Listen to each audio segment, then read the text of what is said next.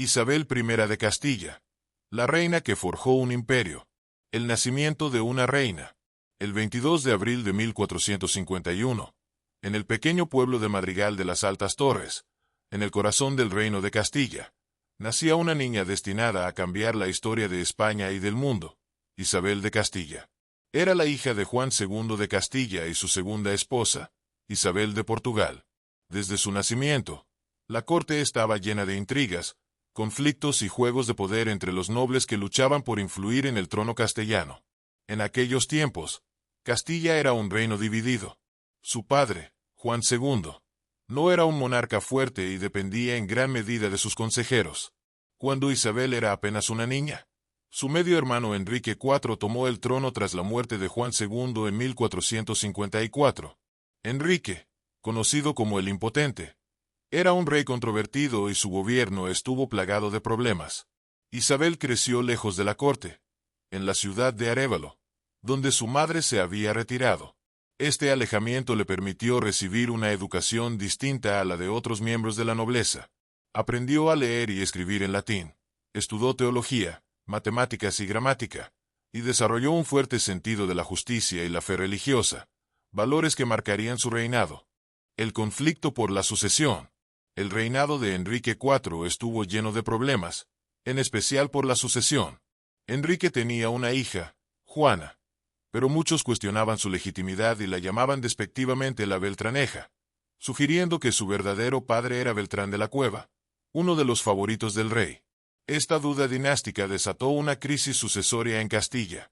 Mientras tanto, un grupo de nobles rebeldes, insatisfechos con el gobierno de Enrique, promovieron como heredero a Alfonso, el hermano menor de Isabel. La situación derivó en una guerra civil que duró varios años. Sin embargo, en 1468, Alfonso murió en circunstancias misteriosas, y la responsabilidad de continuar la lucha recayó en Isabel. En un intento por mantener la estabilidad, Enrique IV firmó el Tratado de los Toros de Guisando, donde reconoció a Isabel como su heredera a cambio de que ella aceptara los matrimonios que él concertara para ella. No obstante, Isabel, con una inteligencia política notable, decidió tomar las riendas de su destino y elegir su propio esposo, Fernando de Aragón. El matrimonio con Fernando y la guerra por el trono. El 19 de octubre de 1469, Isabel se casó en secreto con Fernando de Aragón, heredero del trono aragonés. Esta unión no solo fue una alianza dinástica, sino también política, pues unificaba dos de los reinos más poderosos de la península ibérica. Cuando Enrique IV se enteró del matrimonio, se sintió traicionado y desheredó a Isabel, nombrando nuevamente a Juana como su sucesora. Esto llevó a un nuevo conflicto, que explotó cuando Enrique IV murió en 1474. Isabel se proclamó reina de Castilla en la ciudad de Segovia, pero los partidarios de Juana no aceptaron su reinado, y con el apoyo del rey Alfonso V de Portugal, iniciaron una guerra dinástica. La guerra culminó en 1479 con la victoria de Isabel y Fernando en la batalla de Toro. Tras este triunfo, se firmó el Tratado de Alcácobas, donde Portugal reconocía a Isabel como la reina legítima de Castilla. Ese mismo año, Fernando heredó el trono de Aragón, y ambos monarcas consolidaron su poder, sentando las bases para la futura unificación de España. El reinado de Isabel la Católica. Isabel y Fernando comenzaron una serie de reformas para fortalecer su reino. Centralizaron el poder, reorganizaron la administración, impusieron leyes más estrictas y limitaron el poder de los nobles. Para mantener el orden, crearon la Santa Hermandad, una especie de fuerza policial que velaba por la seguridad del reino. Uno de los mayores retos del reinado de Isabel fue la conquista del Reino de Granada, el último bastión musulmán en la península. Durante décadas, los musulmanes habían resistido, pero los reyes católicos estaban decididos a completar la reconquista. Tras una larga campaña militar de 10 años, el 2 de enero de 1492, Boabdil, el último rey musulmán de Granada, se rindió y entregó las llaves de la ciudad a Isabel y Fernando. Con esta victoria, la península ibérica quedó unificada bajo un solo reino cristiano. El descubrimiento de América y el auge del Imperio Español.